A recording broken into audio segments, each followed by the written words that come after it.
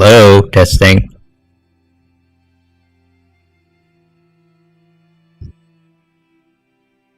Wow, it's really loud.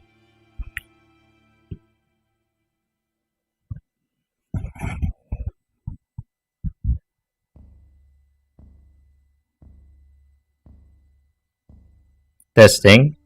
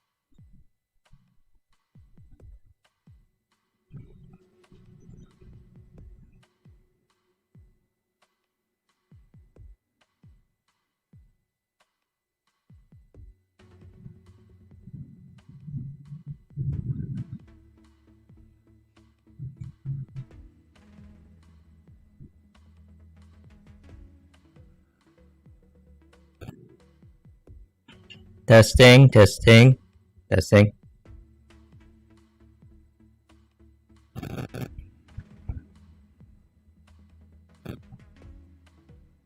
Testing.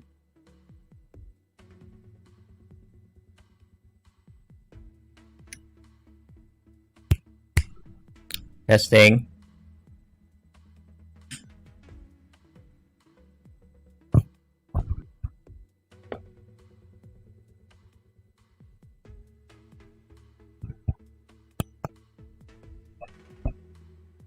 Testing.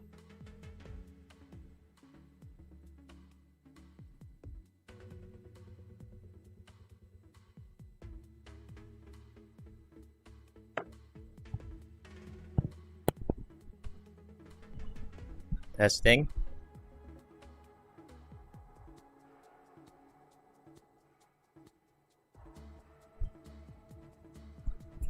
Testing.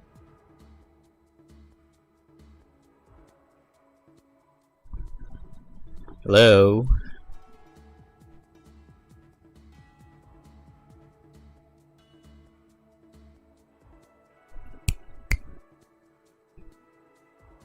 One, two, three.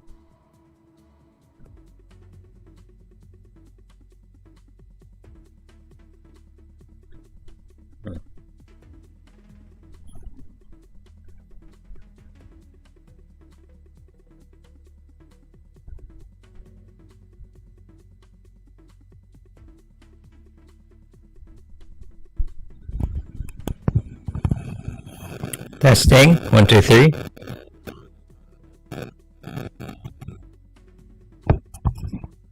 No.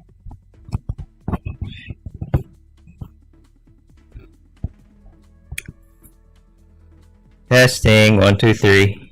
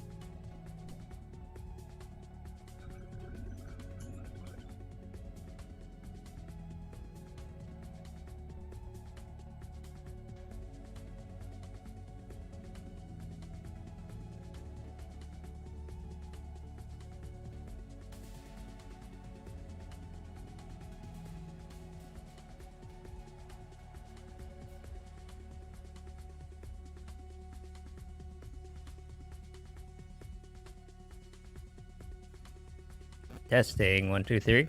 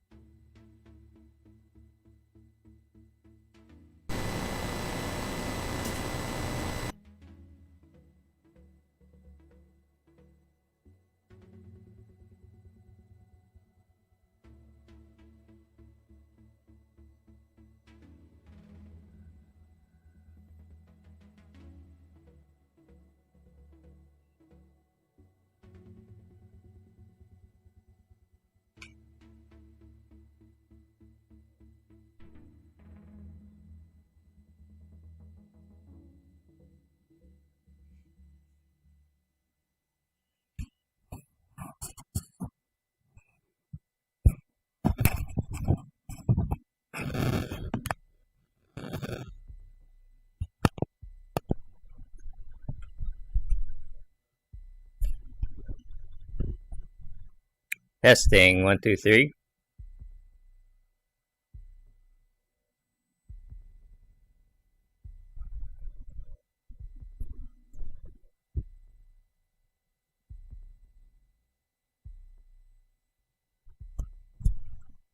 Testing 1 2 3.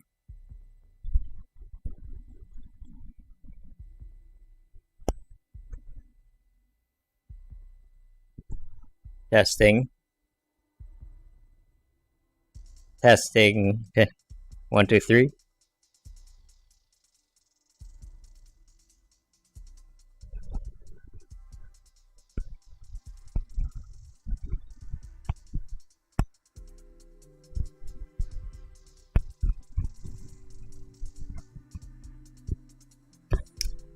Testing 1 2 3 1 2.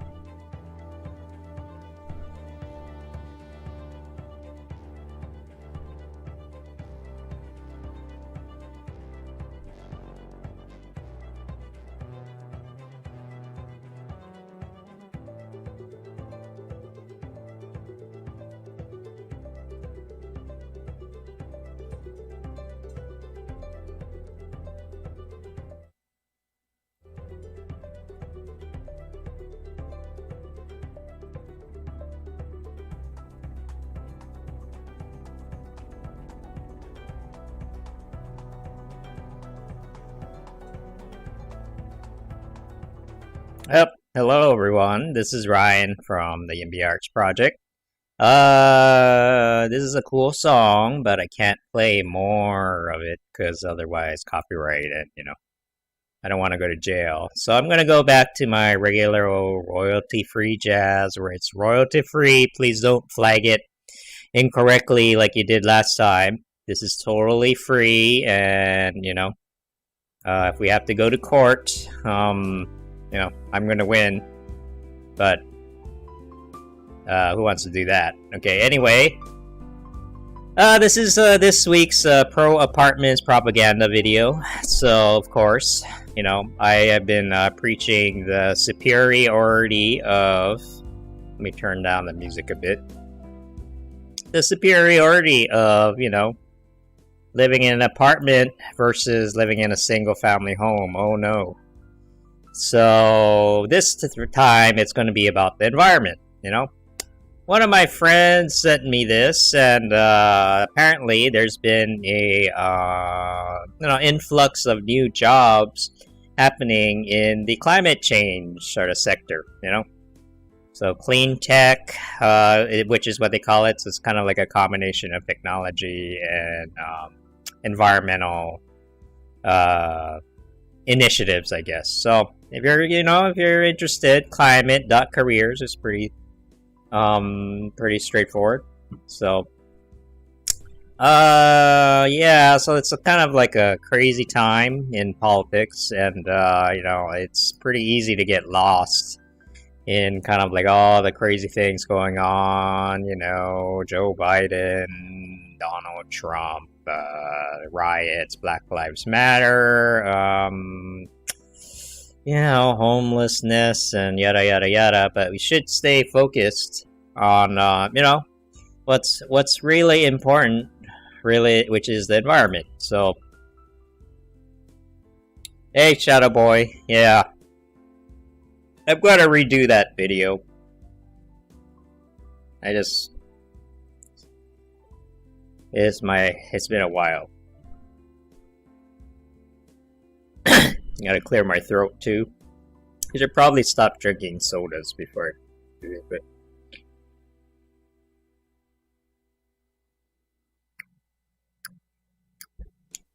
too bad. Alright. Let's see. I gotta get back in the groove, Harder to do when you do it only like a couple times a week. Channel. No. Yeah, there we go.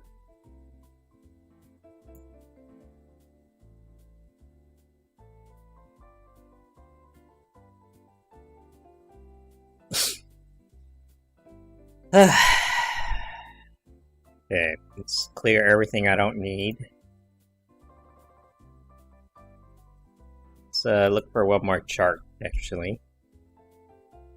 Infill housing climate change chart.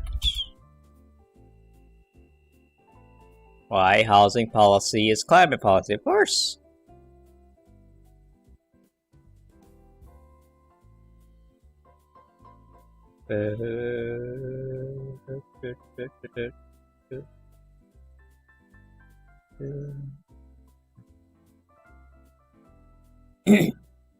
There we go.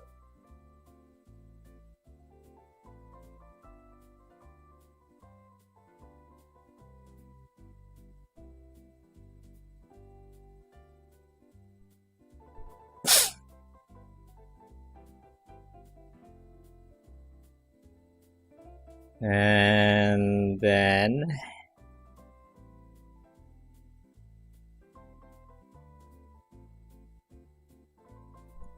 carbon footprint by industry.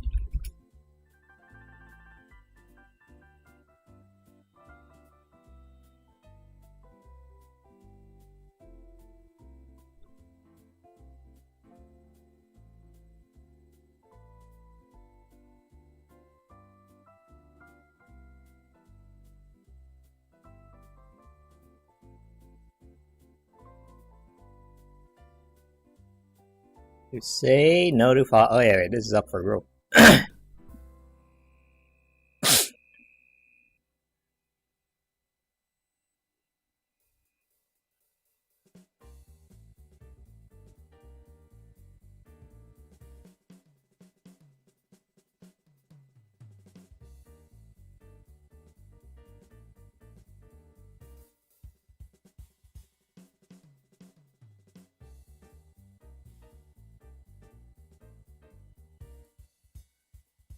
Yeah, I don't need this. Can't read this.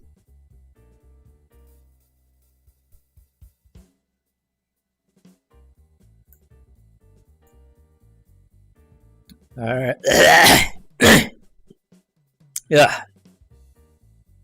Testing. Okay.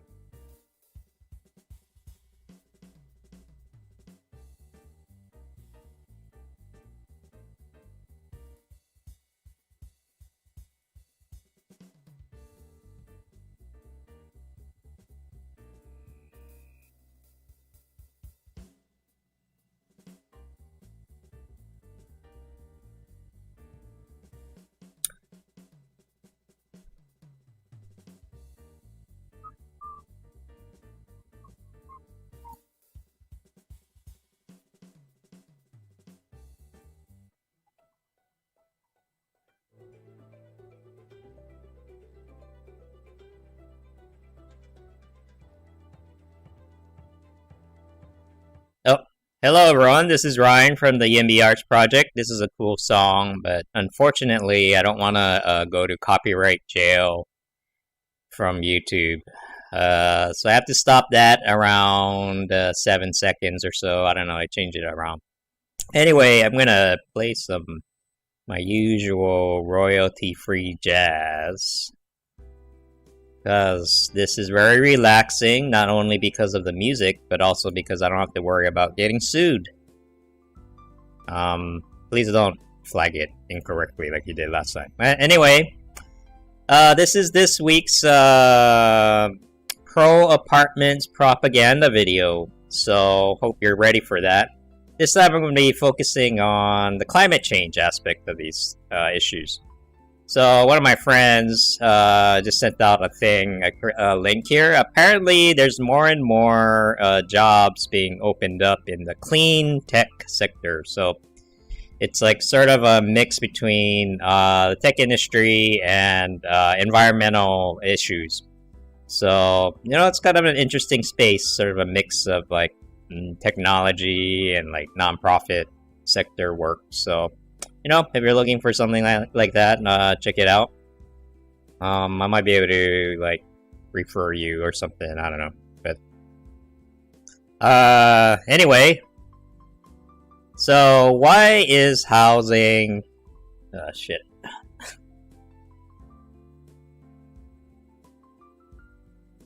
Oh, god damn it. Man, I've been looking for your stream so long. I'm glad you're back. Okay. Thank you.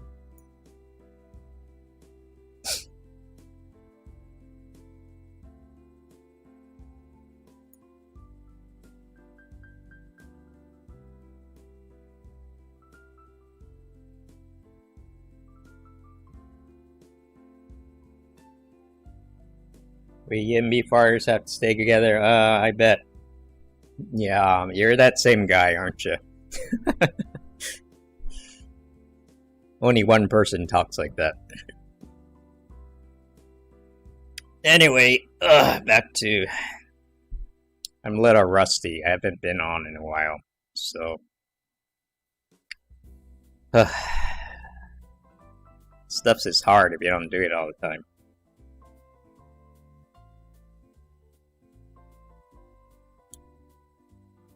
You joke a lot, but you actually am a YIMBY? Okay, well, fair enough. We can talk about that later. Oh man, it feels like forever since I last did this.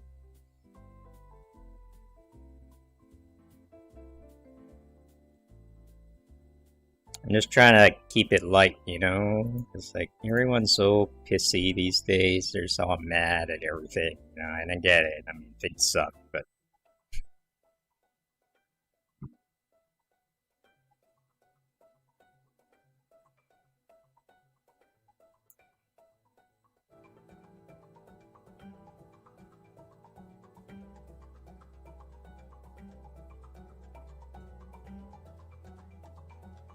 Okay. Hello everyone, this is Ryan from the YIMBY Arts project. It's a cool song. I really like this song. But I can't play it, otherwise I'll get into trouble with YouTube. And I'm going to go to copyright jail. I don't want that. So I'm going to change the music to, you know, my usual royalty-free jazz. Maybe start from the middle, you know, just to switch it up a bit. Feel the 50s, sure. Totally appropriate. So... because this is your weekly, you know, pro apartments propaganda video, and you know, here I am here to like dismantle the American dream. It's not that fun. People get kind of touchy about it, but it has to be done, you know. So, all right. So I'm gonna approach this from a environmental standpoint this week. So one of my friends sent me this link here. Climate.careers. Apparently there's been some openings in the clean tech sector. So clean tech is sort of like a mix of like technology, using technology basically to address issues of climate change and environmentalism. So It's kind of a, kind of an emerging sector, and it's kind of cool. So if you're like looking for a job in that area, you might check it out. So anyway, on to the meat of things. So what does housing have to do with climate change? Well, pretty much everything. It's because, the American dream has been about owning a single family home, right? Single family home. I don't know, let's just put that in. And everybody wants to live in a cool house like this out in the middle of nowhere, or with a lot of space, not necessarily out in the middle of nowhere, but I mean, hey, I'm gonna have this house with a nice lawn, which by the way is bad for the environment because this lawn, these things like take up so much water, like it's unnatural, right? I live in LA, and LA is a desert town. And then basically they're forcing the land to grow these unnaturally green lawns, and it's a waste a lot of water, a lot of everything that goes in with upkeep, a lot of labor. It's just like, wow. So that's one point already. But no, it's like I like science. Science is good sometimes, not all the time, but sometimes. But you look at carbon emissions, just like on a broad scale, right? What is the thing that is taking up the most? What is emitting the most carbon, right? And it comes down to transportation, and these are the biggest ones, right? Transportation, electricity, that's a big one too, and industry. But transportation is the biggest by far, especially in the United States. In other countries, this percentage is a little lower. Why? Because they use public transit, right? We love our cars here. So we'll go with more of the data. Now, if you look at the thing a little bit closer, housing is actually kind of up there too. Like, this one doesn't do a breakdown of that, but housing is actually one of the major contributors to global warming and climate change. So it's like something that we should really be paying attention to. And so I'm going to be talking about like why housing and transportation are linked. So let's just look at where this chart came from first. This is from Up for Growth. They're trying to pass a YIMBY bill, I believe, in Congress right now. Let's check it out. YIMBY bill, Congress. Yes, in my backyard act, right? This is YIMBY Arts. But this is like YIMBY for real, I just make silly videos once in a while, but these people are actually doing things in Congress. HR 4351, so keep an eye on that. It's been around for a while, but the government takes forever, so. Now if you think about it, okay? Like, just to make it simple, if you have one family living on a plot of land, a single family home, right? If you have one family living on a single plot of land, that's, it's pretty resource intensive. It takes a lot. Like, it's a luxury, right? To have one person or one family just take over this whole plot of land all to themselves. So, they've been doing research reports on like how if you share, if you turn your single family home into a duplex, triplex, or fourplex, you actually cut your carbon emissions by a lot. See? It's just like plex homes, right? Plex homes. That's that's pretty significant. And when you keep on building these massive, single family homes, especially out in the middle of nowhere, the impact can be pretty significant. So imagine, like for the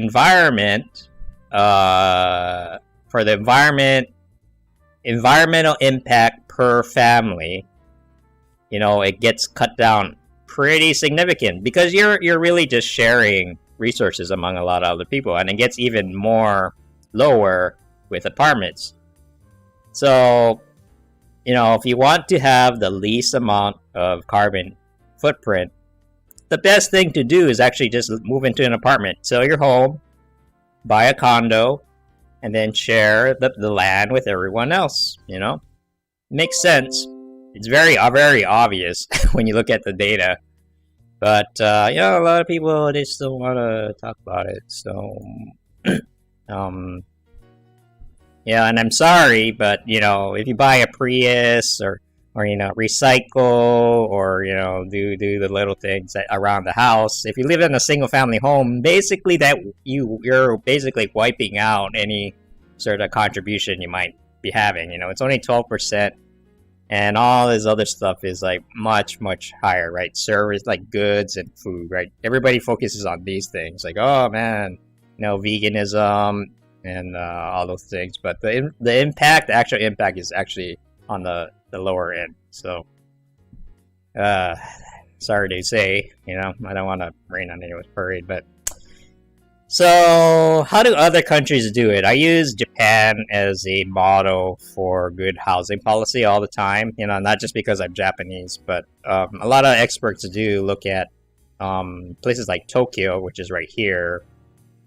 It's sort of like, how do they do housing, right? How do they keep rents so low and at the same time keep a lot of greenery, right? Like, this is all mountains.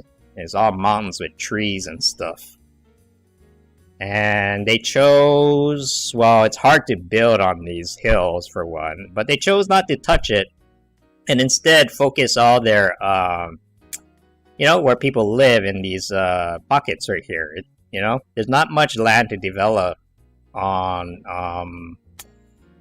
in the country when you kind of look at it like this way. So what do? Well, they build dense, they build upwards, right? They build a lot of apartments. And so if you've been there recently, you know, it's interesting because when you're in the city, it's just like, wow, there's all this stuff going on where all these people, right, are living very close to each other. But then a few miles out, it's like, wow, it's actually very, you know, lots of nature, and there's lots of hiking, lots of places to go. So that's what, basically what we're not doing here. So I live in Los Angeles. Yeah, you guys know that if you've been following my channel, but how did Los Angeles handle this thing? Well, we love our single-family homes so bad, and we thought everybody should have one. So from the 70s, we've been basically sprawling outwards, right? You know, LA is a very wide city, but it, you know, if you look at the satellite view, right? You see, most of these areas are zoned for single family, right? These are all single family homes. You know, there's a few apartments here and there, but the vast majority is single family. And that takes up a lot of land, it takes up a lot of resources. And it's you know, a lot of Americans don't like to admit it, but it's kind of a luxury, right? To be able to like live, have your own place all to yourself. So, but we're just like running out of land. So what happens is that we're sprawling outwards, right? We're like keep on building more and more houses. We keep on pushing into these areas. That is not a good thing because a lot of these areas here are fire hazards, right? And every few years you hear very sad stories of people's like sometimes entire towns being burnt down because they've been building homes in areas that they should not be in. And on top of that, it's bad because it increases commute times, right? Like all the nice jobs around LA are all concentrated on the west side. There's a few in downtown, but a lot of the high-paying jobs are around here. And then everybody commutes from outside here. And they all here. That's where the massive LA traffic comes from. You know, it doesn't have to be this way, but that's just how we chose to do it. And all that stuff, like millions of people commuting from the outside every year, that adds to the carbon footprint.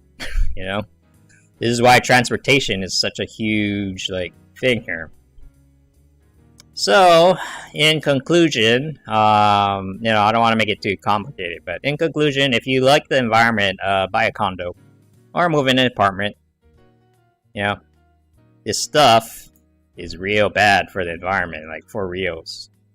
And you can just look at it, right? Look at unnatural. This is probably Photoshop. Like, this is like a fantasy land where everything, you know, seems nice, but you know, we just look at all this stuff here. It's just like, wow, millions of gallons of water wasted on this unnatural terrain. For what? I don't know. Alright, so thank you very much and see you in the next video. Okay, take care.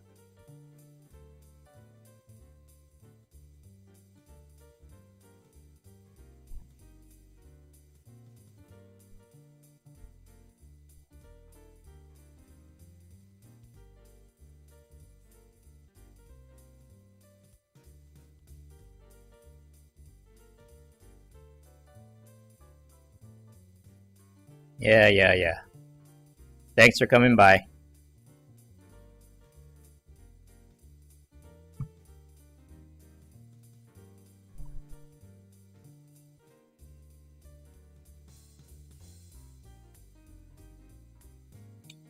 Alright. Hopefully that turned out okay.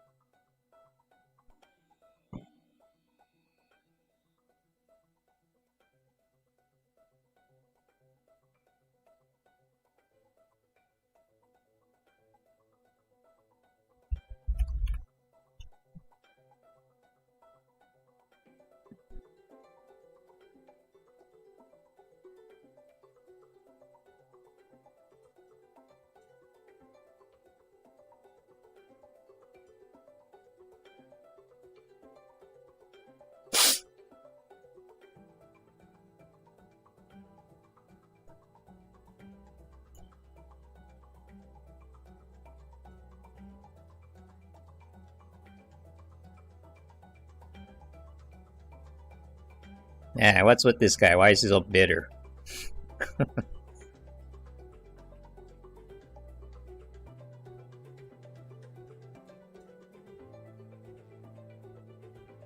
Yep, what's up?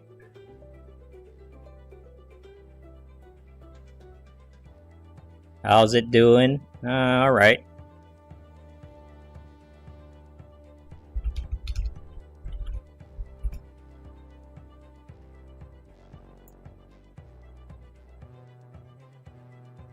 How long have you been on Twitch?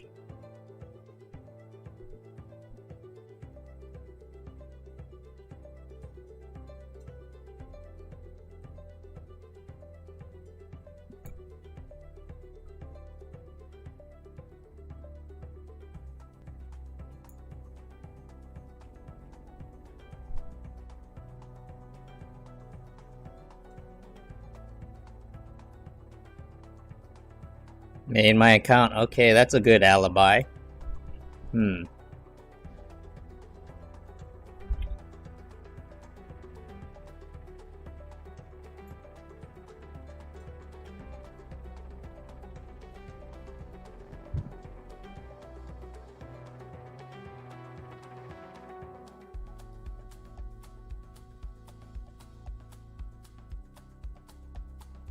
Why are you accusing me of something? I didn't say nothing. You're the one feeling self-conscious. Oh no. I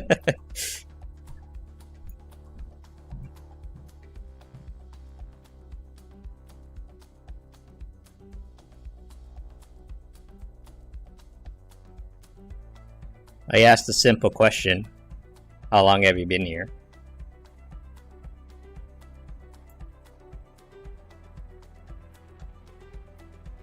Oh wait, yeah, you're right, I did accuse you, okay. I'm in a free country! I am not a cop! I'm not a cop, okay. Yeah. Everything. You know, pro apartments propaganda video. And, you know, here I am here to like dismantle. Oh man, it's not that fun. People get kind of touchy about it, but it has to be done, you know? So, alright, so I'm gonna... Okay, the sound quality is not that great, so... Will you apologize to me or else you leave? Yeah, you could leave. See ya.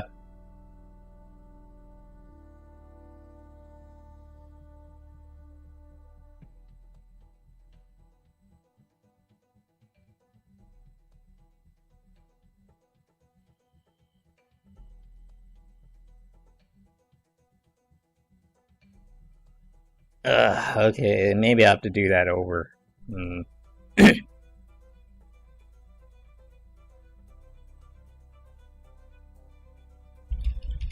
Should never...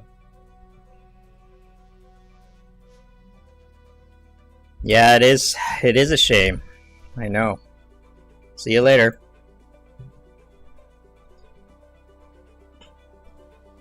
Tragedies happen all the time, and this is one of them.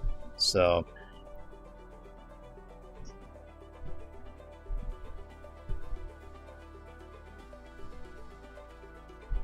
Yeah, see you later. It's weird because I mean, you seem to think that anyone cares, which is a strange part.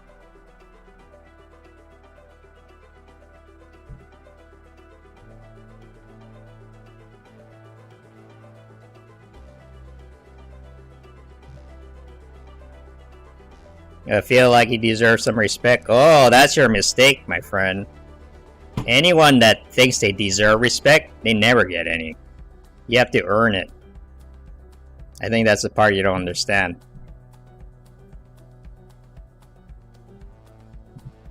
It's like, what the hell? Like, who the hell are you? I mean, for real. Yeah, man.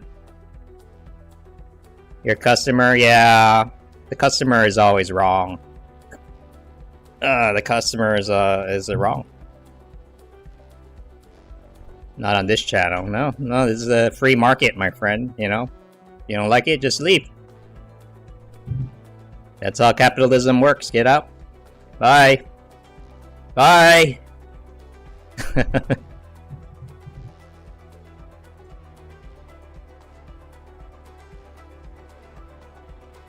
It's you know, you're making things you know, difficult for the other customers. I have to think about, like, okay, here's this guy and he's just like being real difficult and it's making the other people in chat uncomfortable. So it's actually better for me if you were gone, you know?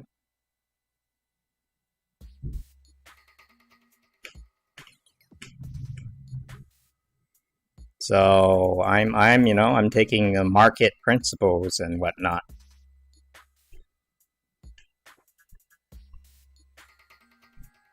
Okay, fine. I can forgive and forget.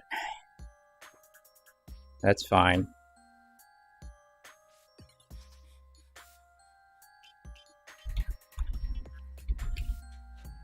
I know, I just do this for fun, so I don't care about I don't care about likes, I don't care about viewers, okay? So if you're trying to be like, oh man, you know, like it doesn't work.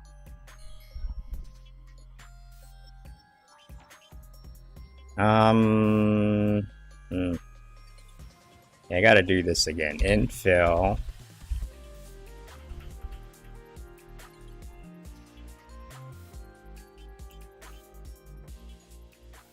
Also, I have a bunch of trolls that come in every single time. And they say stuff like you all the time. And it gets very old.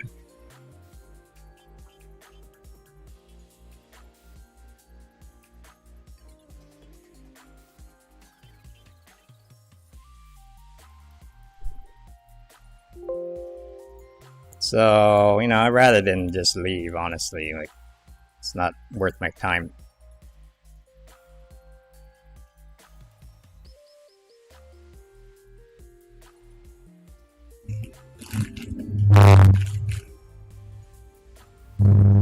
It's nothing. Let's just forget about it. It's just your tone, you know? I'd be careful about that, because, like, so... Even if it's not necessarily about what you're saying, but it's like how you say it. That can be a huge turn off to a lot of people, you know? So if you're trying to be like, oh man, you know, like it doesn't work.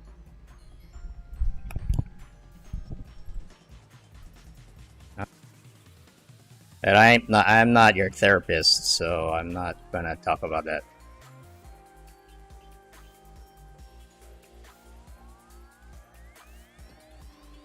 Okay, you are the same guy. I knew it.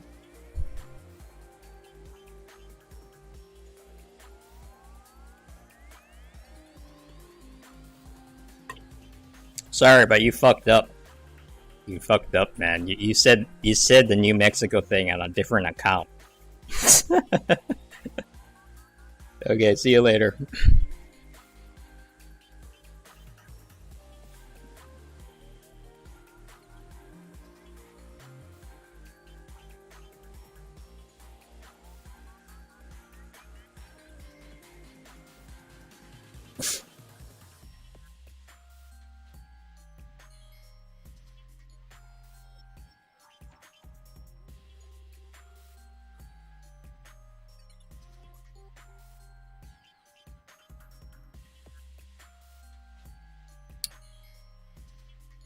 Okay, let's see. Let's do this again.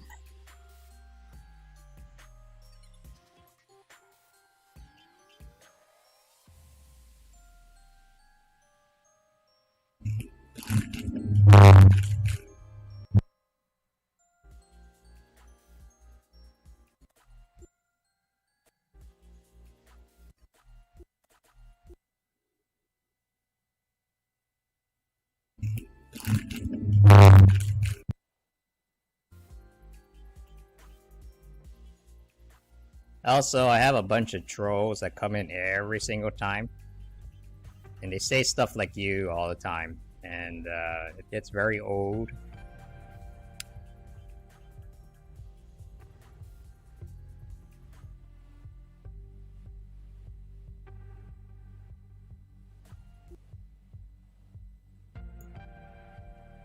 Testing. Testing.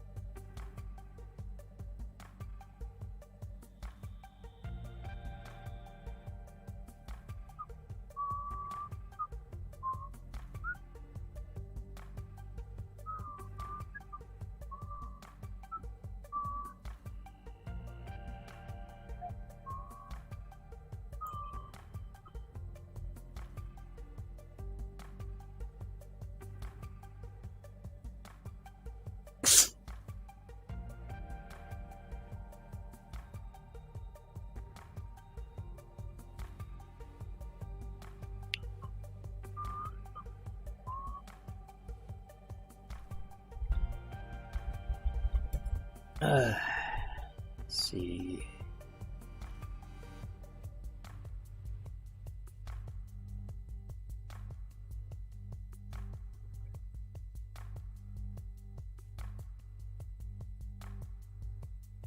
Electricity.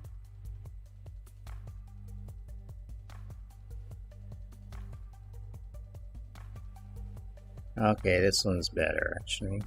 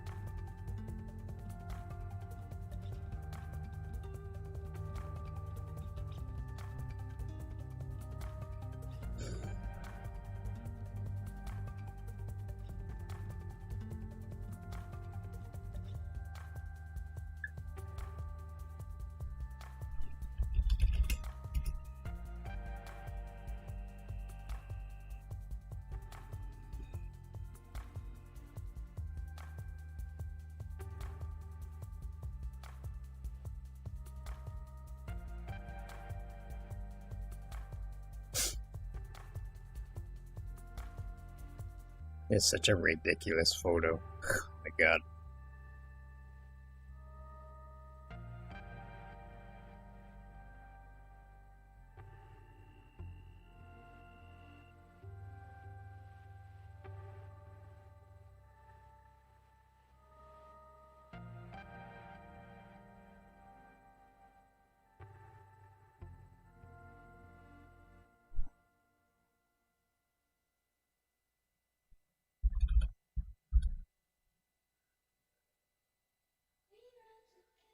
Oh my god, no, nobody's gonna do this.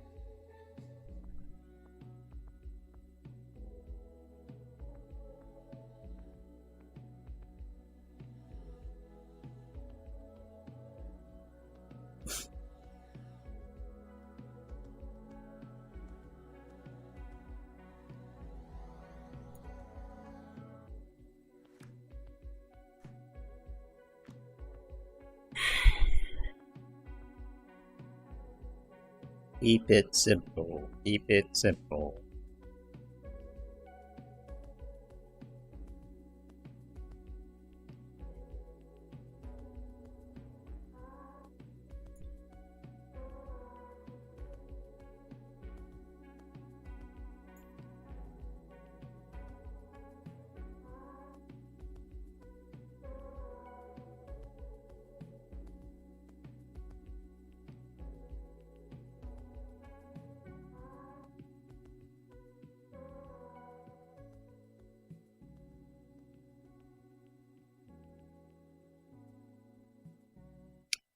Well, that's a pretty cool song, but I have to stop it there because I don't want to go to copyright jail on YouTube. So I'm gonna go back to my regular, you know, royalty-free jazz.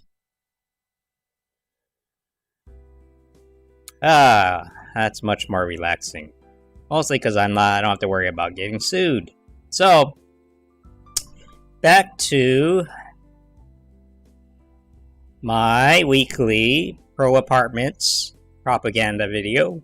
You know, why apartments and condos are so much better for the environment, like by far, not even close. So just real quick, one of my friends posted this link, but apparently there's been some job openings happening in the clean tech sector. So it's kind of a combination of using technology with nonprofits and environmental initiatives. So it's kind of interesting. Where would I apply? I guess maybe operations. Well, there's all kinds of interesting looking things, but you can check it out on your own if you want. Okay, so anyway, why are apartments better for the environment than this thing? The single-family homes, Single-family homes is a very, very American idea. This whole idea of plopping one, it's really kind of a small home, but Americans like the aesthetic of just having a small home on a big plot of land, right? So you see an example here. I think this is photoshopped a little bit, but we see homes like these being built in the LA area where I live. LA is technically a desert town, so it takes a lot of water and a lot of resources, and it's very, very unnatural, But this is the luxury that Americans really like. So we've ended up kind of basically covering our whole city with single-family homes. Like I think the percentage has changed a bit in recent years, but 60-70% of Los Angeles is zoned for single-family. So yeah, it's pretty obvious, right? You look at it; all of these are single-family homes. There's apartments, that's a school. There's a few apartments here and there, but for the most part, they're all single-family. And it's extremely expensive. It's very, very bad for the environment. And it causes, on top of that, it causes issues like too much traffic. Because every one of these homes has their own car, their own garage, and we have to just pave over so many things. Like, so much land is used on roads. And that is not good for the environment or anyone, really, So, if you just look at the kind of the macro scale, right? Like, sort of like the top-down view of things, like residential, commercial, and transportation make up for more than half of all carbon emissions everywhere, And let's dig a little bit deeper into this thing right here, because, So, okay, so what is the next thing? What's a step above single-family homes? Well, duplexes, triplexes, fourplexes, right? Basically having multiple families live on the same plot of land, right? And because you're sharing the land along with the resources, like water, power, sewage, and all that kind of stuff, it's actually much, much better for the environment. See, there's a very, very, even moving from a single family to a duplex can have a pretty significant impact. But even more still, right? When you compare it to newly constructed single family homes, it's the savings here, the carbon savings here are huge. So if you just think about it, just think about in a common sense kind of way, right? If you share a plot of land with multiple families versus just one family, which is a huge luxury, by the way, you actually get, it's actually much, much better on the environment. And you can't just ignore it because of this.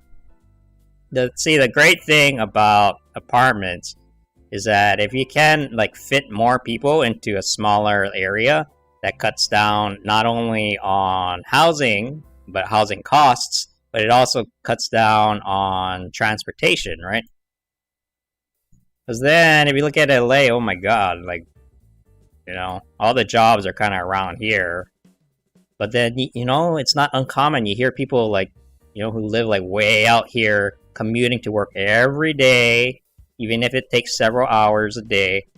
They're going back and forth, and all that emissions from the cars and then the upkeep for keeping the roads, it all adds up.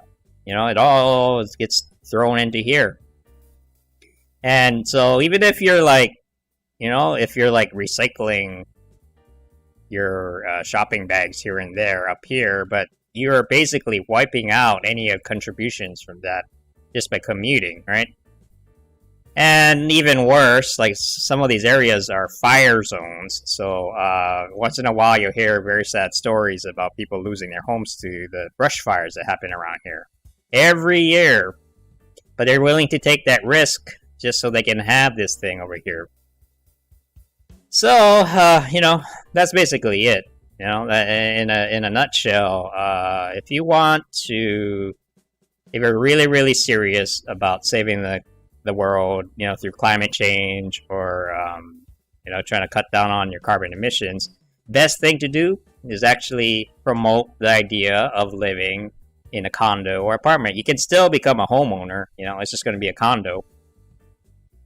Condo is basically the same thing as an apartment, but you own it. So if I believe in home ownership can be a good thing, but we might have to let go of this idea because this is very unnatural, and it's probably there's just not enough land. So kind of as a last point here, we're gonna see how other countries do it.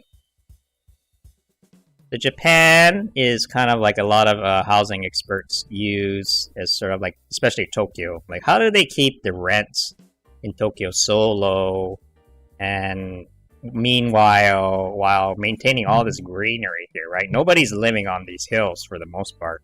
So when you travel there, it's kind of a weird thing where in the city things are very dense. There's a lot of people packed in here, but a few miles out, it's actually very quiet and serene.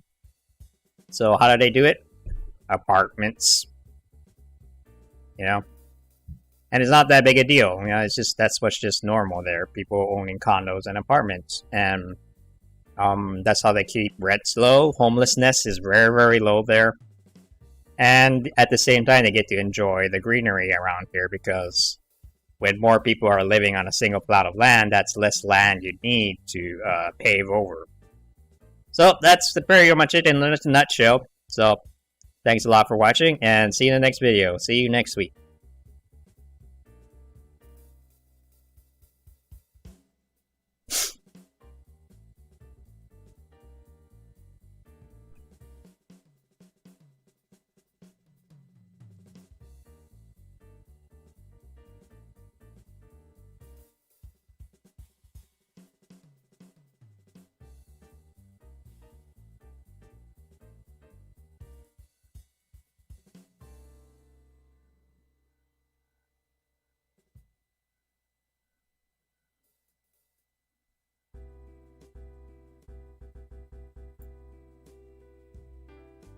Damn.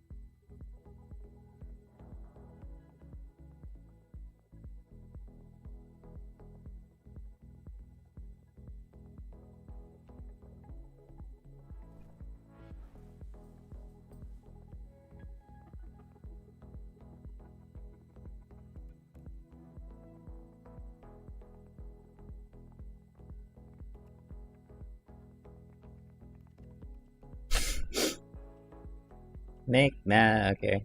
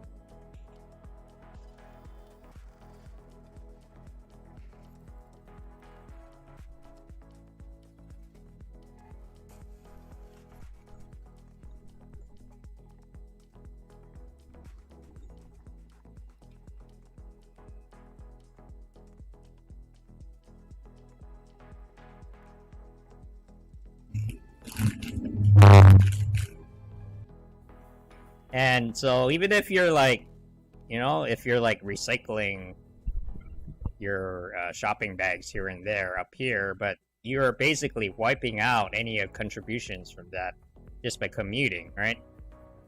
And water, power, sewage, and all that kind of stuff. It's actually much better for the environment. See, there's a very, very, like, even moving from a single family to a duplex can have a pretty significant impact.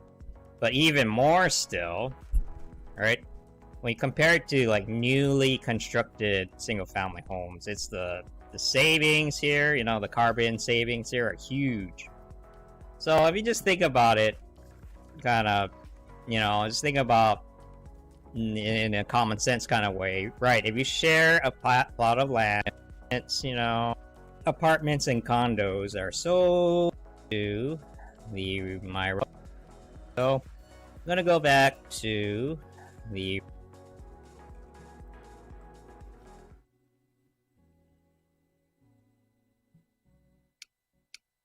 Well, that's a pretty cool song, but I have to.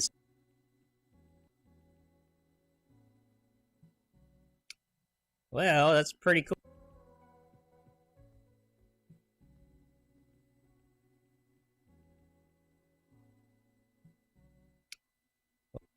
Idea of living out of land, that's less land you need to pave over. So that's pretty much it in a nutshell. So thanks a lot for watching, and see you in the next video. See you next week.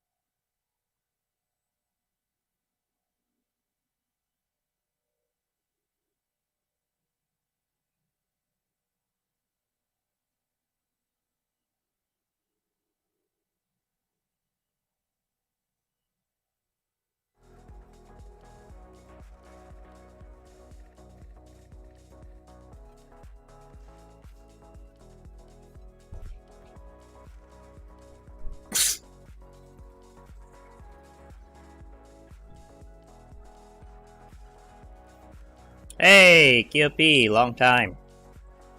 How's it going?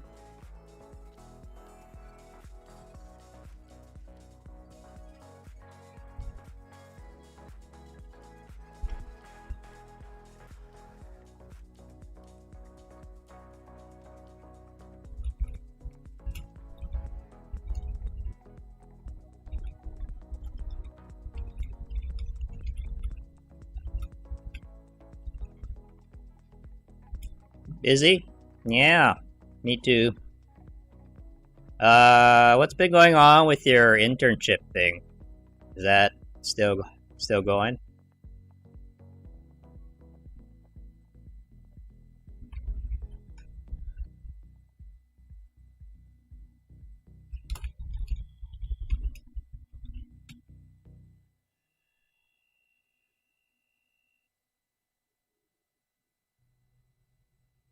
Environmentalist. Environment.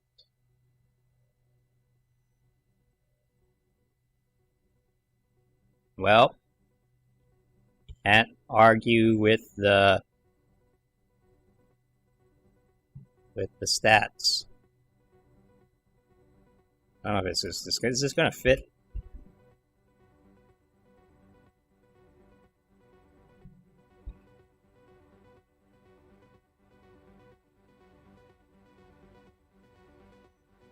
We'll find out.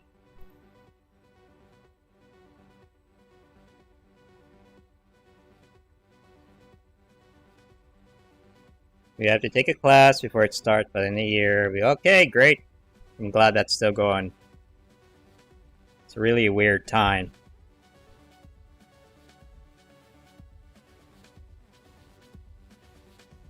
I've been trying to get back into making music, but it hasn't been easy. No one wants to do anything, man. Ugh.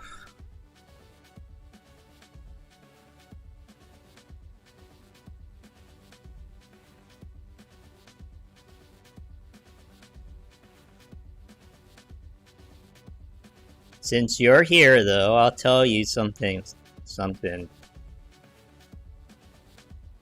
Hold on. Let me do this first.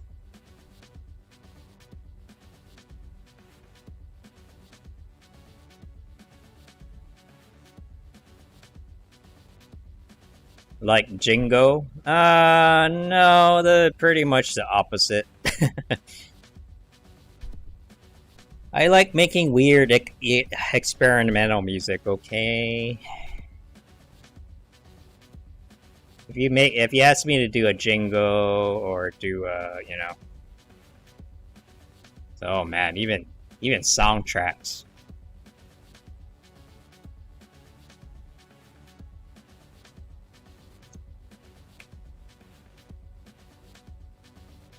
For me, it's more like I make the music first, then I shop it around, kind of thing.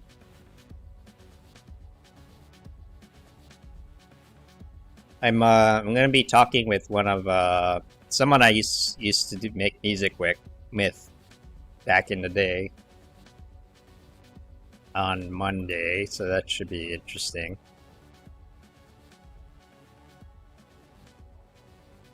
But the more interesting thing that's going on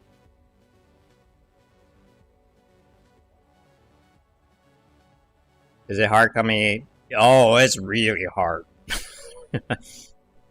Right? It's like well, you know, it's like kind of like making a logo, right?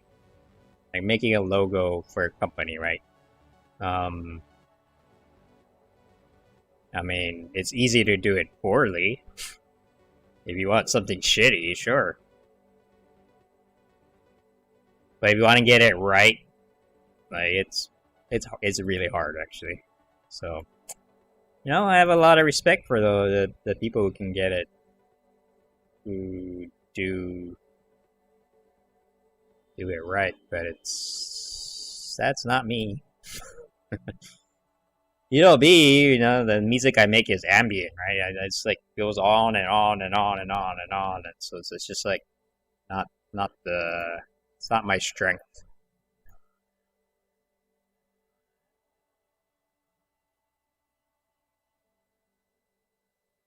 But you know,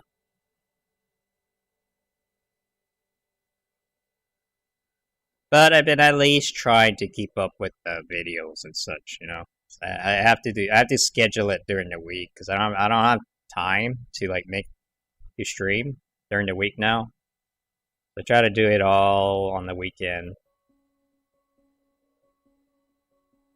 So I have a couple things that are being scheduled.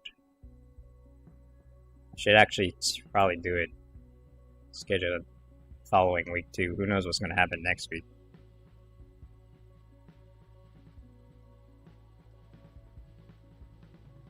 You could be the Mozart of jingle music. No, no, no. I think there's someone out there who's already that. His name is Raymond Scott. Okay.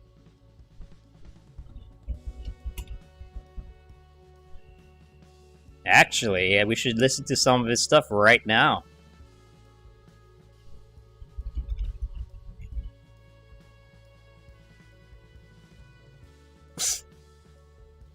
Say, this is I mean, this is like from back in the day, but there we go, the Jingo Workshop.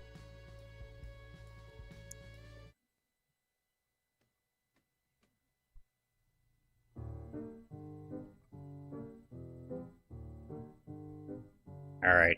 It should be. You bake, bake, bake with gold medal flour. You'll make, make, make each meal your shining hour. Your praises, your husband will never See, they don't put this kind of effort anymore. Whenever you bake, you'll always use gold medal. Okay, this one's okay. It's very, very traditional, but I said gold medal. I said gold medal. Yeah, you better remember, motherfucker. You better remember our brand. Buy our shit.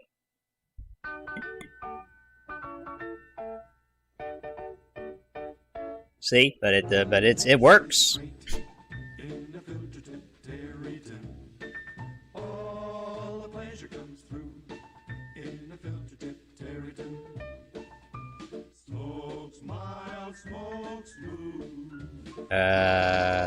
What was I looking for? I need the keywords.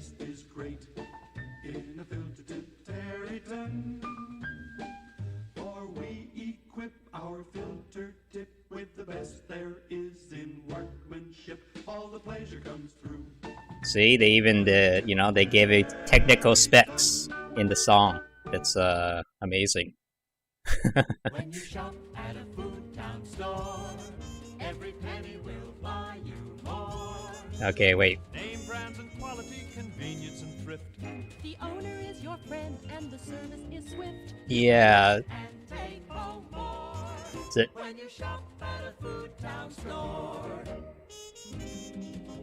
It's very subtle, you know, you gotta pay close attention, but like some of these more modern ones are kind of trippy, so we'll get to that eventually though.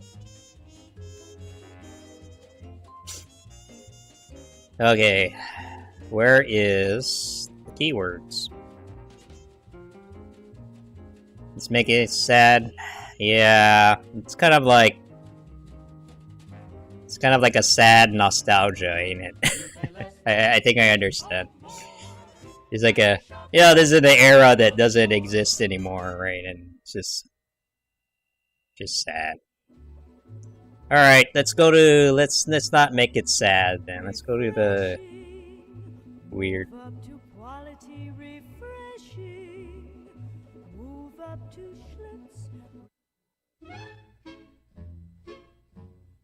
I think Compatible means suitable for black and white and color. okay, where's my favorite one? For the miracle of living, thrilling color. Beer. All right, now swinging, fellas. Now we've been, playing a couple of hours now, and now the tendency is to fall asleep, think of other things, lose track. You know, these days they just like take songs from like popular bands and they just shove it into a commercial, right?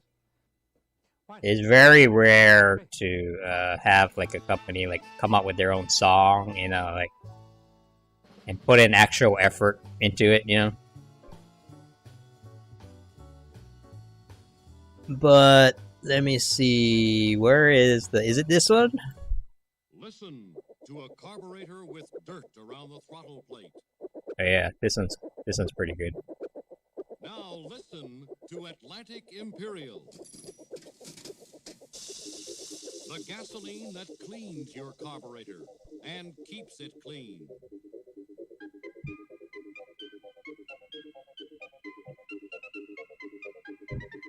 Yeah, this is like weird. There's like back day that was like crazy. Can save you money. Some gasolines leave dirt deposits. Okay, not this one though. These deposits build up and cause rough idling. Man, he has so many. Where is it? It was like something auto parts. I remember. How about this one?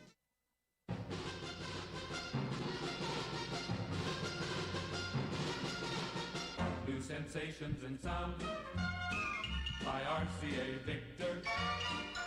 Autolite?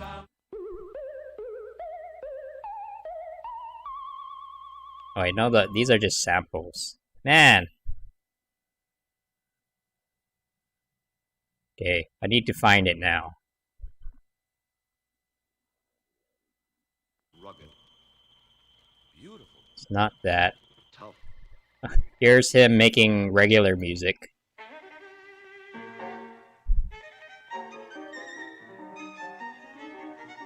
Which is not bad, actually.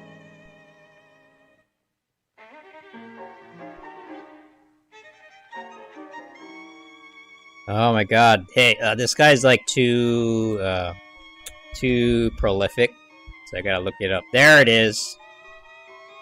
Yeah, this is probably the best album, I think.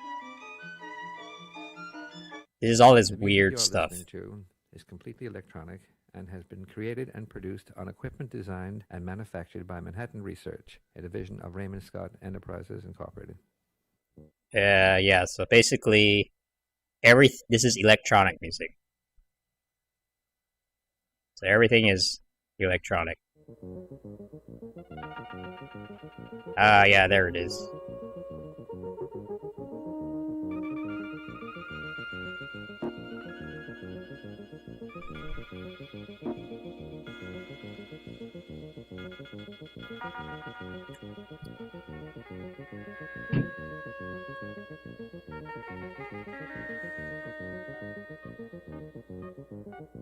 Yeah, this is like back in the 50s. That's okay.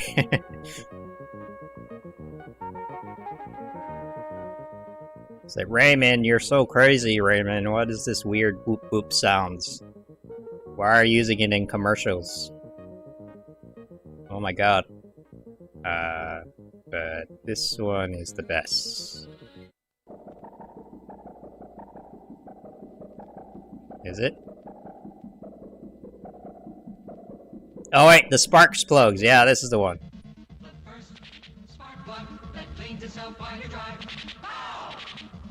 Wow. Autolite, autolite, autolite. Oh boy, do these plugs clean themselves? Pow! Pow! It cleans itself. Extends much deeper into your engine, so carbon and lead deposits that collect on just plain plugs are burned away by the flame. Pow! Wow, they explained to you how it works. Jingle, jingle, jingle, jingle. With Autolite, you save mileage. Go, go, go, go, go. With Autolite, you save power. Zoom, zoom, zoom, zoom, zoom. No matter how many you need in your car. 4 or 6 or 8. No matter how you drive or how far. Autolite spark plugs are great. Get Autolite for your automobile. The spark plug that cleans itself while you drive. Pow! Autolite! Please tell me more. Anyway, yeah. So, but you know, they don't do that kind of stuff anymore. So I don't know. There might be a few though. You know, I'm probably just missing it somewhere.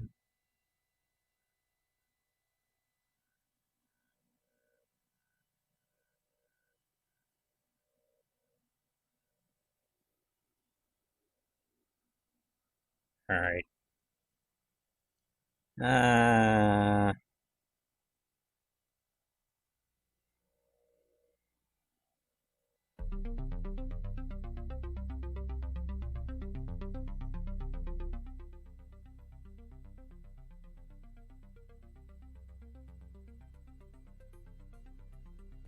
might be some things going on in YouTube, but you know, you never see them on.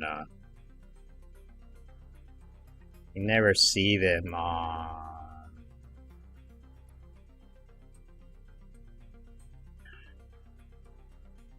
Seven, I think it's 7.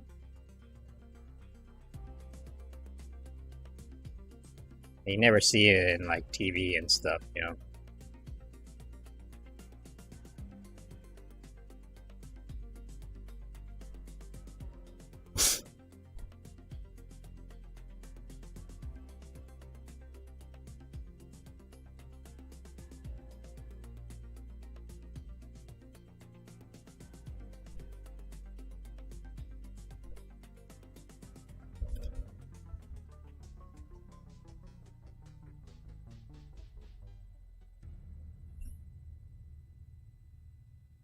Okay, still haven't told you what is happening though. So I'm having a call today which is why I'm going to have to drop off the stream for a few hours this afternoon, but I'm talking.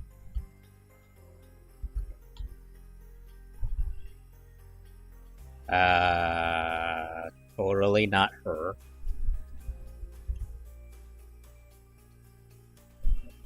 I'm talking with this person this afternoon. What? Wait. They looted?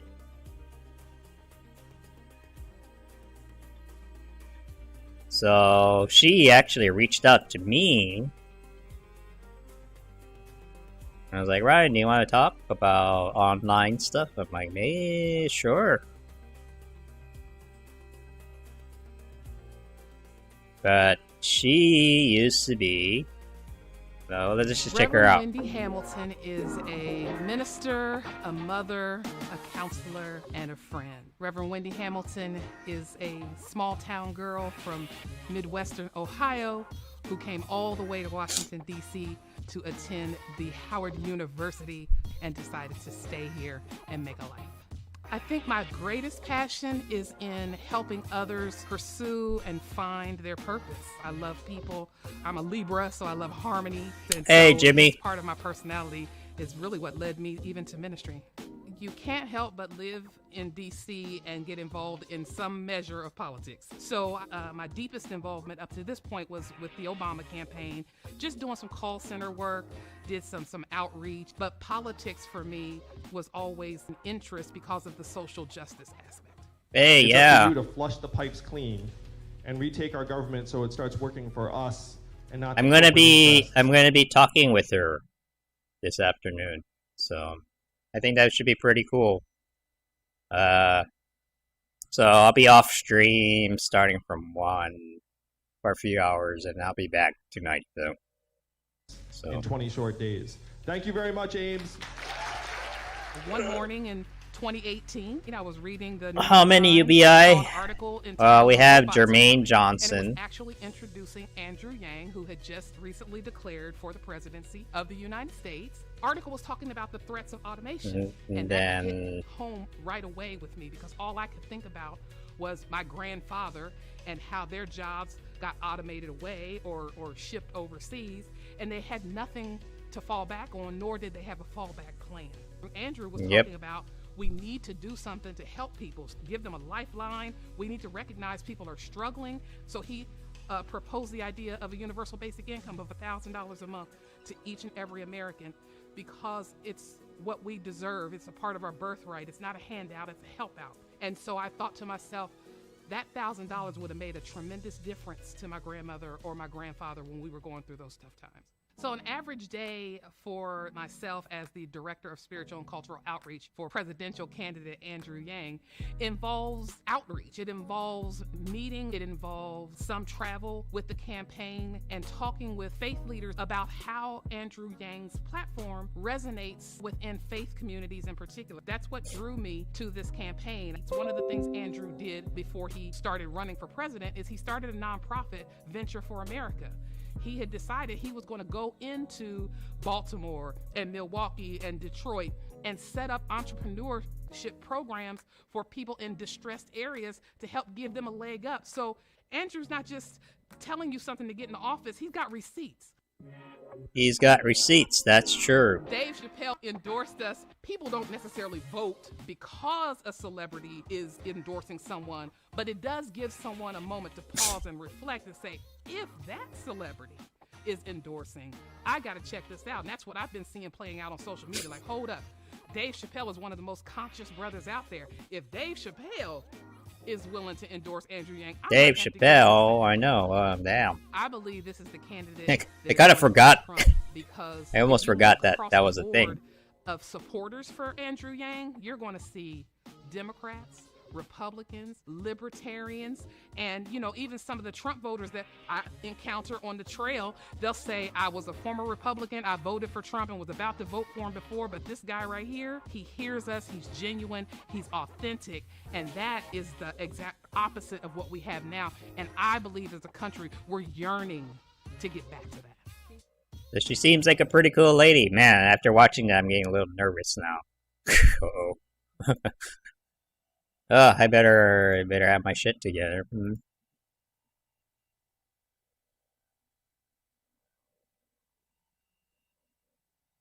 Okay, so that's happening. That's happening this afternoon. Then what else? I've been making music.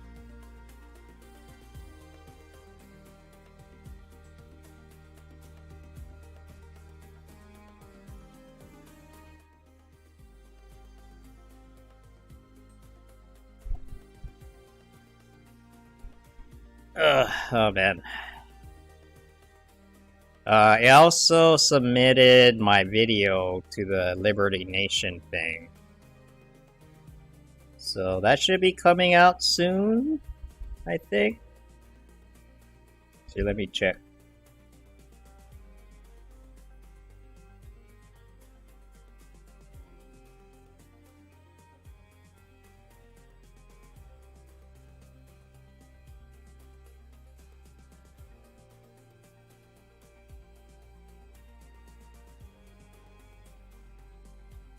Liberty Nation, yeah. I finished. I finished the. Oh, who you're asking? Who? They're like a kind of a libertarian-leaning YouTube channel. So we did a back and forth regarding UBI. So basically, I made 2 short clips of me making a case for UBI, and then there's a counterpoint, and so it's like 2 videos, back and forth, and then that's it. So I think it ended pretty well. Did I win? Come on, it's not about winning. This is not a... That's the whole problem.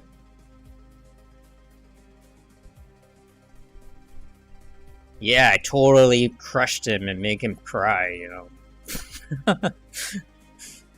No, it ended, you know, it ended in a cordial way. You know, he had the last word and such, but, like, you know, we thanked each other. And that was it. That's it. You know, and then the part of their thing is, like, you know, they want to keep things civil, so I'm like, yeah, sure.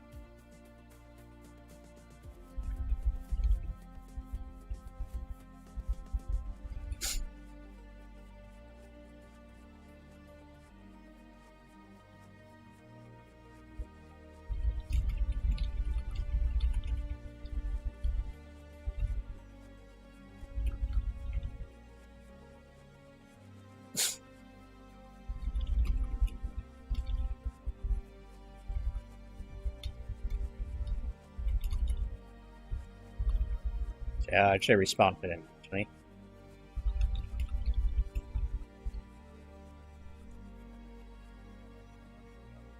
Alright, is the video ready?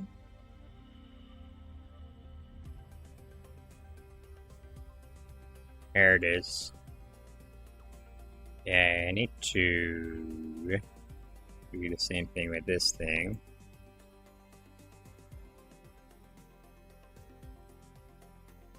This will be music.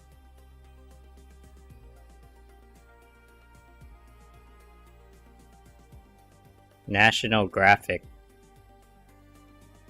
Mermaids were real? Oh, man. I don't know. That Shadow's been doing a lot of what ifs lately, I think. They used to be much more, you know, I don't know, scientific, I guess. Maybe that's the word.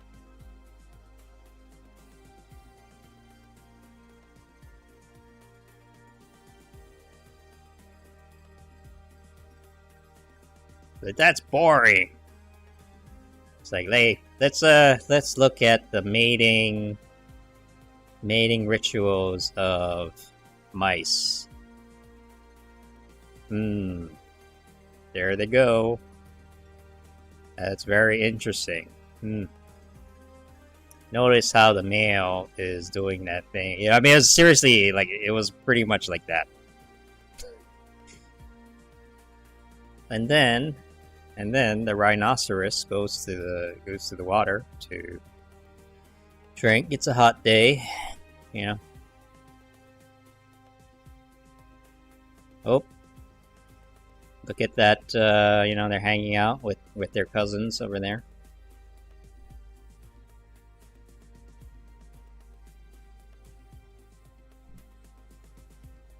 And now it's all like shark attack. Yeah, that's pretty much it. Shark attack! When sharks attack people, oh shit.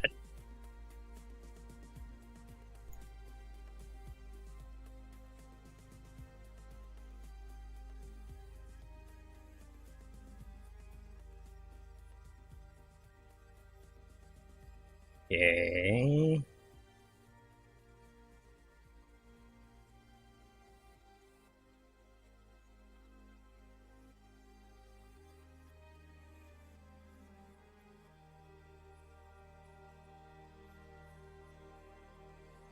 Oh man, I gotta make a thumbnail for this. Ugh.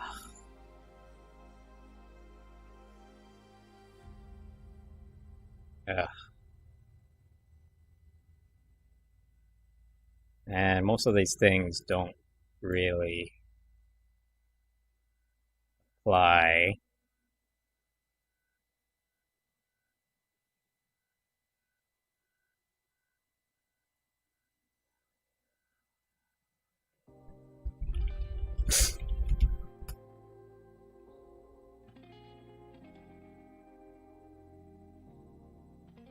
Climate change, environment, free market environmentalism. What is that?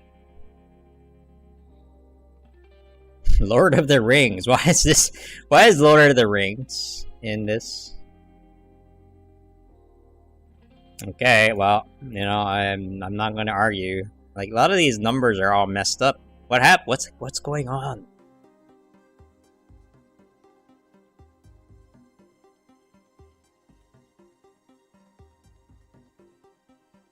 Everything's all messed up, man. It's like coronavirus.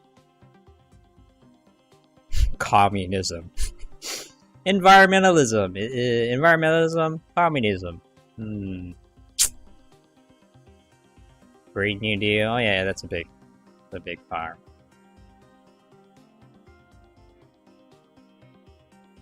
Julianne Wrigley Global Institute. That's very specific. Eco-fascists of Twitter. How desperate are you? What is this? Terrible writing advice.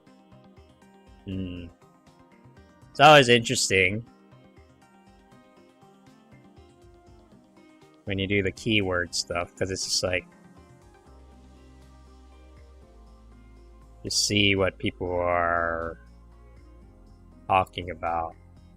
Lord of the Rings, apparently. Is there a pink New Deal? Yeah, we should do every color, man.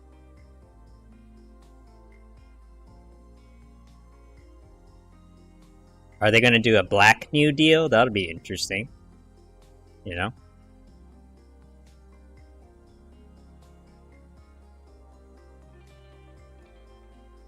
That would scare a lot of people, actually. It's like, a black New Deal, what is that? What is that? Princess Mononoke? Yeah, sure. Oh man. I watched this movie with my ex a long time ago. Yeah, she was really into it.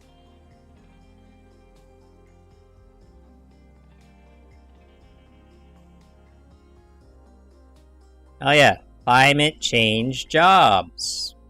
There we go.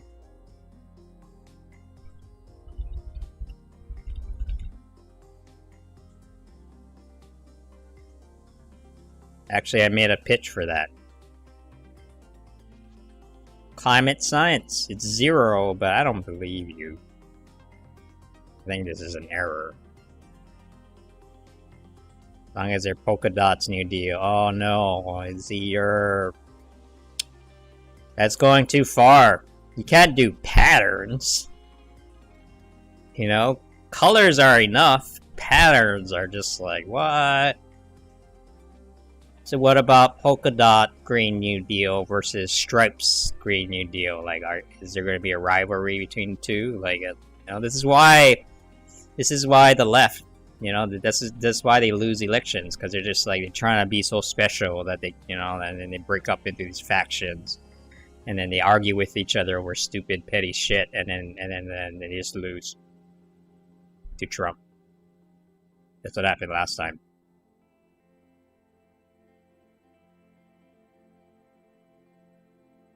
So you gotta be, you know, you need a color that unites people. Not, why am I hating? I'm hating.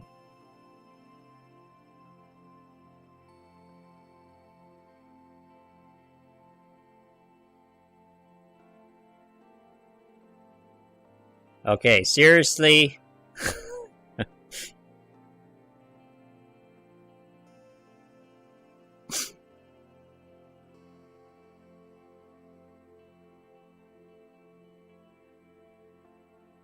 Are you like sometimes people do that if you message them too much?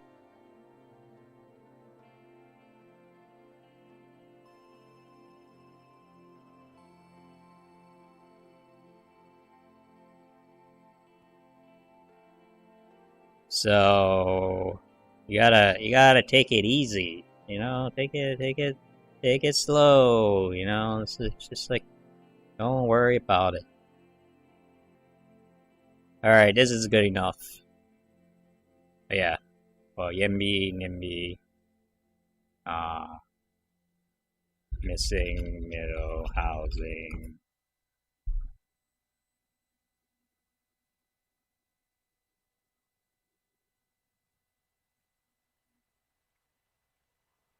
Affordable, I don't know, I'm just gonna do one.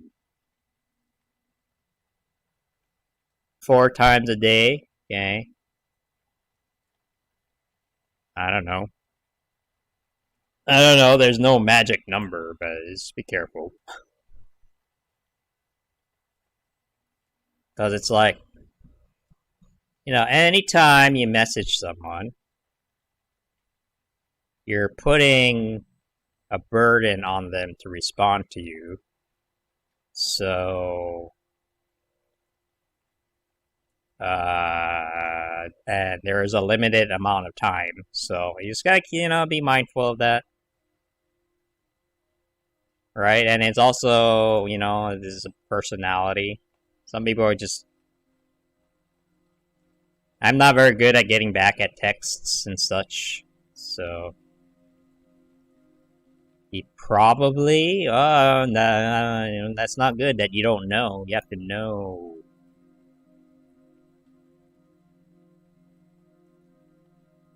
You have to communicate, you know? I know, it's a pain in the ass, but like, you gotta set up these rules, you know? Especially if you want to be in a serious relationship, you gotta be like, hey! You know, it's like, be on the same page about, like... Because you never know what's going on with people, you know? Sometimes I don't feel like talking to anyone, right? And so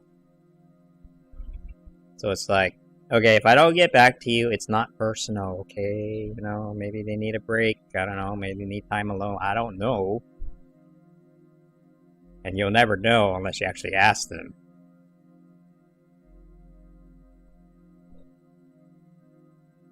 Okay, there we go. Koreatown. Anyway, that's enough lecture.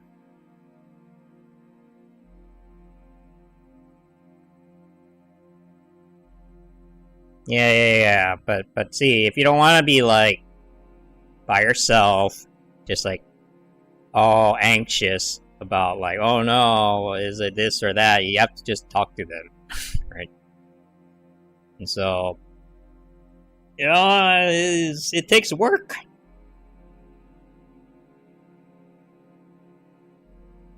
It's the work. It's work.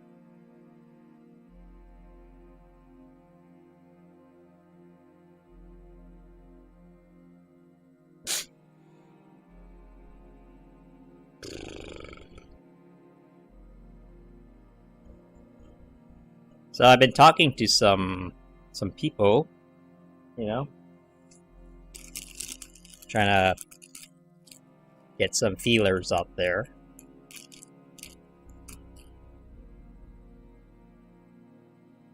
Probably should tell you guys because you're women, but you know.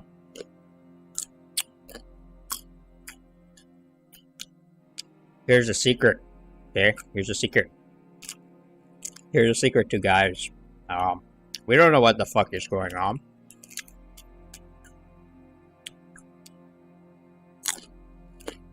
Like, about anything, most of the time. And especially when it comes to relationship stuff, we don't know what we're doing. So anything you can help to bring clarity to a situation, that is much appreciated.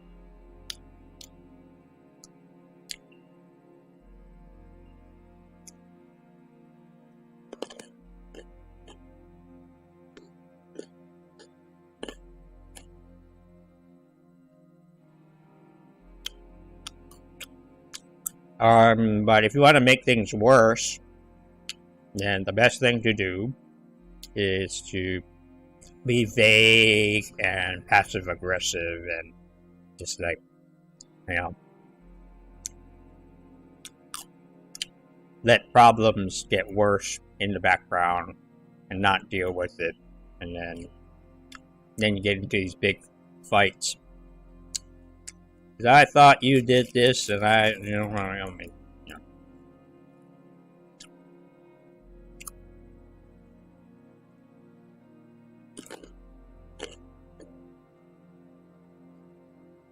I don't know, man. Like, I just like keep on running. Yeah, even outside of relationships, right? I just keep on running into these people where they like expect you to like read their minds, basically, you know. It's weird. Happens with women, happens with men, happens with bosses, employees. Am I a YouTuber? Yeah, I am. I mostly do YouTube stuff. But I did get my start on Twitch, so I'm here. Before I left, he gotten really jealous and I couldn't kiss him good. Oh, man, I'm pretty sure. I'm pretty sure that's not really the problem.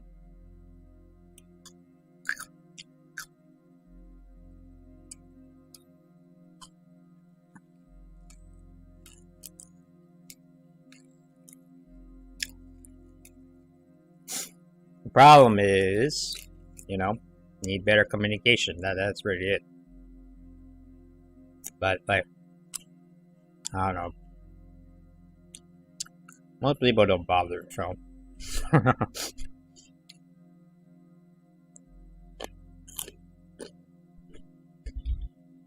Single family home. Okay, I need a thumbnail. I'm like putting it up. So tools, label for reuse.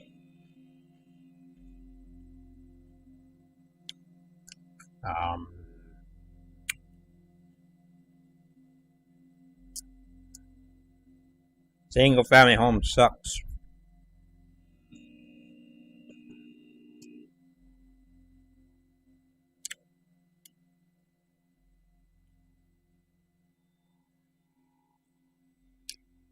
This doesn't look that sucky. I need something really bad.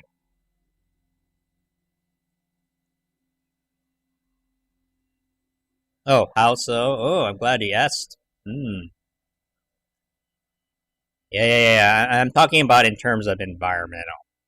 I made a pro. See. You can see that I've been making a series of pro apartments propaganda videos.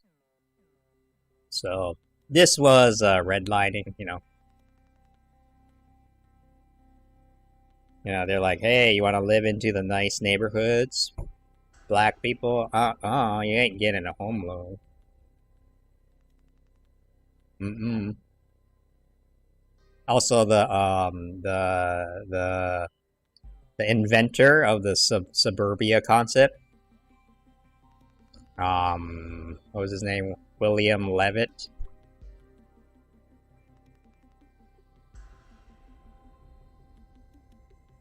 Yeah, this guy, he's like explicitly racist. So if you live in the suburbs, are you a racist? But that's a separate issue. This is more about like how, if you share land with a couple other families, that's your environmental footprint is actually way lower. Feel like this sad? All right, take it easy. Relationships aren't easy, My brother went through a divorce last year, and it sucked. So, what about a house made of wood? Well, okay, look. If you're American, right? If you're American, or even, I don't know, if you're born in the Western world, usually what's normal is that, you're taught from a very early age that buying a single-family home is the greatest thing you could ever do in your life, right? Same with me. I grew up. My parents are homeowners too, so yeah, I get it. But it's all wrong. It's a lie. Look at this.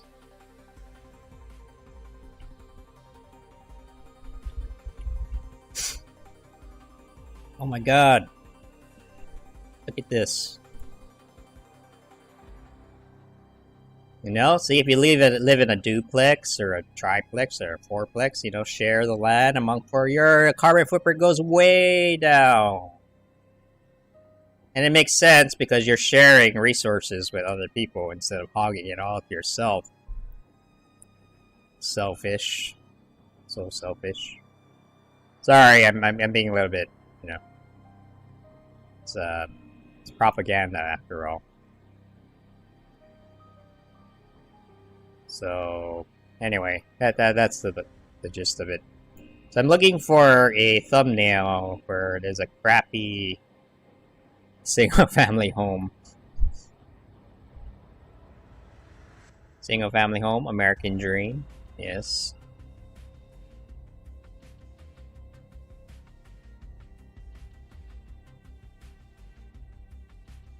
Tiny house, so it's related, but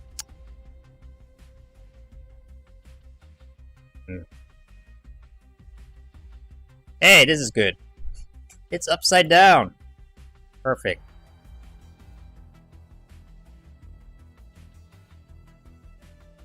Non-detached single houses.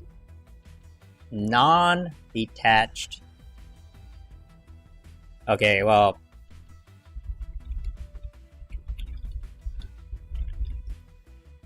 So like, I'm not sure what you mean by non-detached single family, but this is like the thing, right? Like this is the chart I use all the time. Oh yeah. No, see?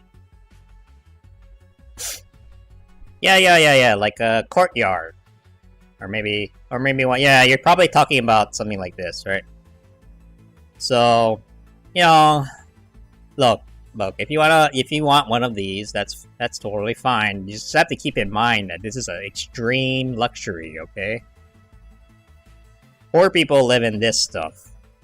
They live in apartments. They live in like public housing, right? But then you have this weird thing where people call them luxury apartments, even though the luxury is over here.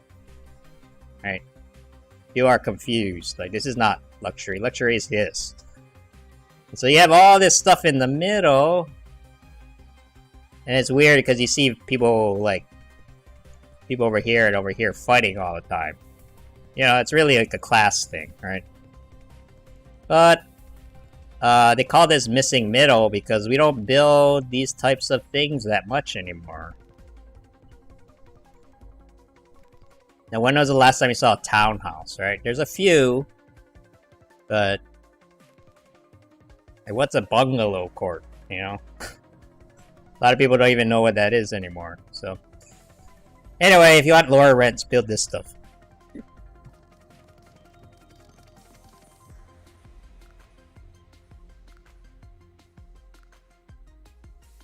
You know, and it can have like a decently nice place at affordable prices. Right now, nobody can afford anything, man. It sucks.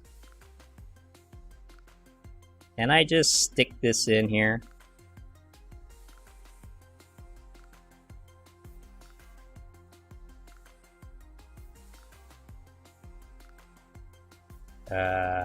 What happened to that thing?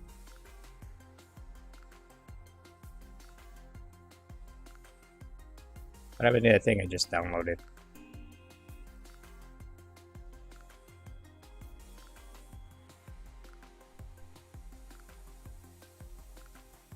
Stand wrong. It's stand wrong.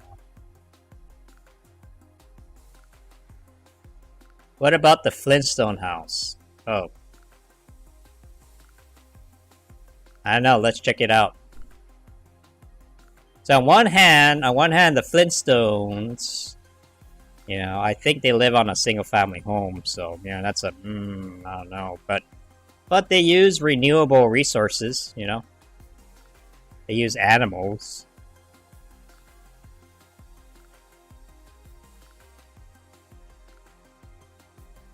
Animals were their, you know. Some will say that, you know, it's inhumane. Inhumane treatment of animals, but I mean, I'm pretty sure it's environmentally friendly when you use your, you know, your elephant for your shower.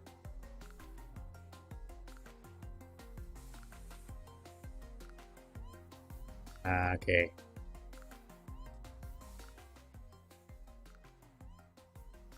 Oh shoot, I only have 15 minutes. Yeah, I gotta do this. I'll be back later tonight, but...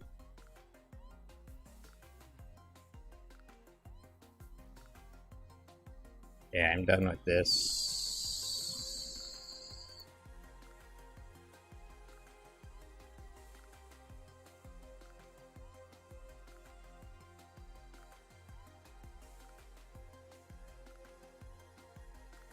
Where did I save? Where did it save to? Am I just like... I'm just zoning out, ain't I?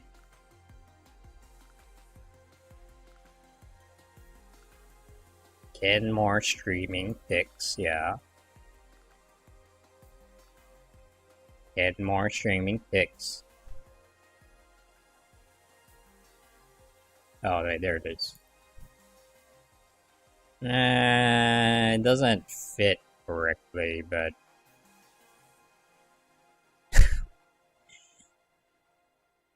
am I gonna be lazy? Does it really matter?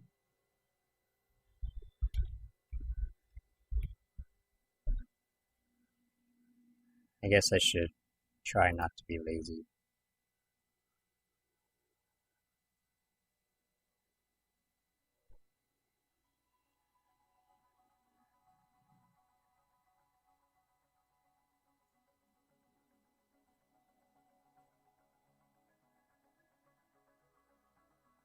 I mean, it's basically the same thing.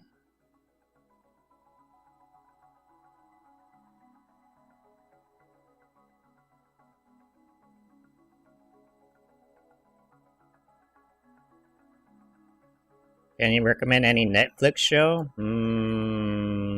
Not really.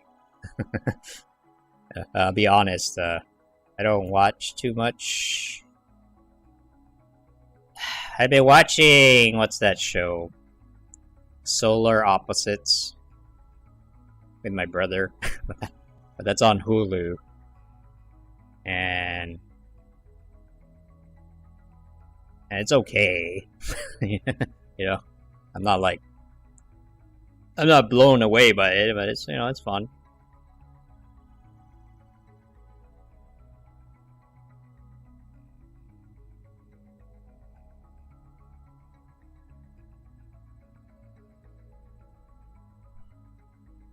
Upside down single family home. That's pretty clear. Let's check it out. Yeah, it's not bad actually. I mean, I don't know. I'm still on maybe like the 4th or 5th episode, I think, but I think it's starting to get better. Hard to tell. It's like,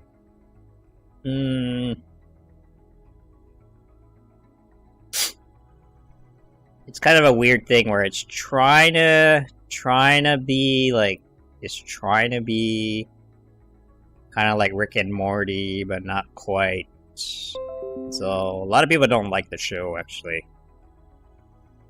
At least from what I've seen. A thesis on housing? Really? Like, what's the assignment?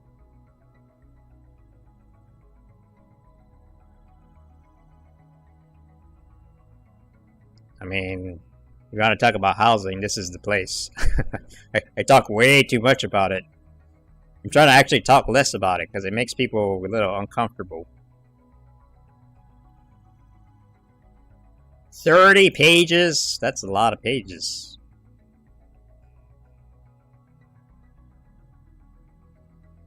I mean, I don't know. I mean,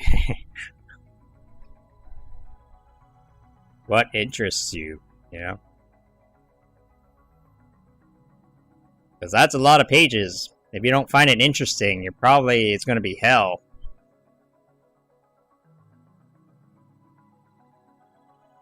All right, I'll do my premiere, and then, cause like, tell me what interests you, and I'll tell you how you can tie it in.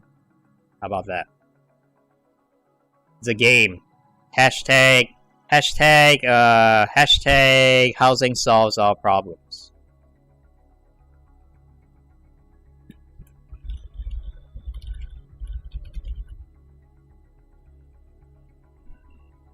Hey, it is a thing. Actually, it's me. It's all me. Yeah, it's pretty much all me. I tried to make it a thing. No one... Yeah, wow, it really is all me.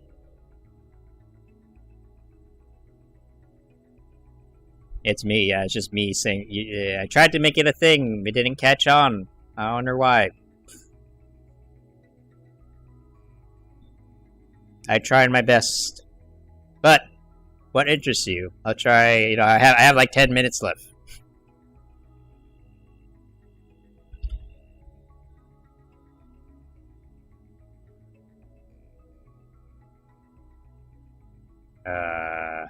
Wait a minute.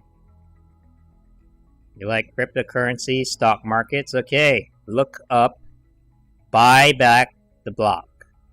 Okay. Healthcare, that's a lot of topics, man, dude. Okay, hold on. Okay, so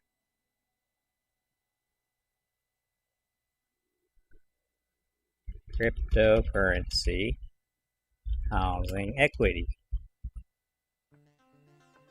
We'll tokenize the house. So, right now, a lot of people don't have a lot of money, which sucks.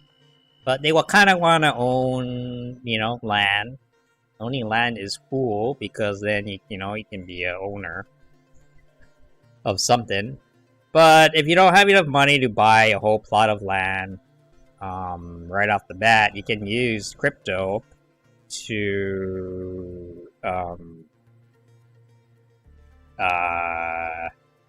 distribute the ownership, right? So it's like, hey, I own 5% of that hotel down the street. Isn't that cool, right?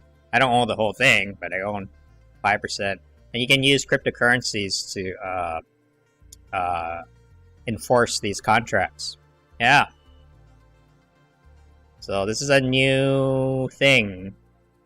How is it called? There is no name for it yet. So this could be a very interesting research topic, right? But how is this going to work, right? That might be one.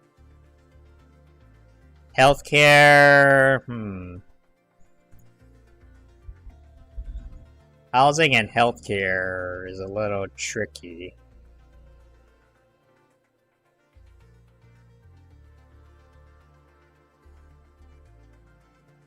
I don't know. They're not really related aside from the fact that it's expensive as hell and everybody hates them. But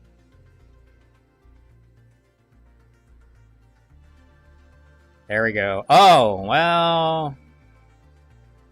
Yeah, so yeah. This is how you tie it in actually. So if you're interested in healthcare, the very, like when rents and like real estate is way high, that drives up the costs of like HIV, AIDS centers, hospital costs, right? Yeah, actually, like, right, housing affects everything, like everything, and it's really weird that nobody wants to talk about it. Yeah, it's a huge cost. It's often the most expensive thing. My biggest expense, even for me personally, is rent, right? So, yeah, rent. It is true for most people, I think. So if we can get rents down, it helps everyone, Yeah, and it affects companies too, right? It's not just people. It's not just people's private lives. It affects business too. So, yeah, there you go. Dude, you can tie anything into housing, pretty much. Yeah, sure. Okay. Oh wait, no, this is not it.